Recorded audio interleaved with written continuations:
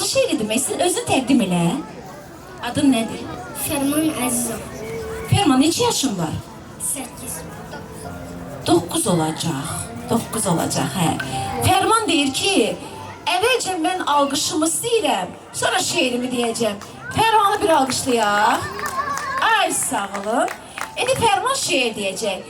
Kimdən deyəcək şeir? Şeirin müəllifi kimdir? Təbii ki də Aynur Qafarlı. Hər bir insanın vətəni vardır.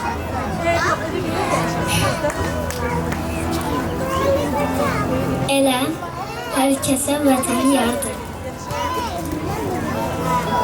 Mənim vətənim Azərbaycandır. Qədim tarixi şöhrətdir, şandır. Doğma məskəndir. Hər övladım şərəf gətirək.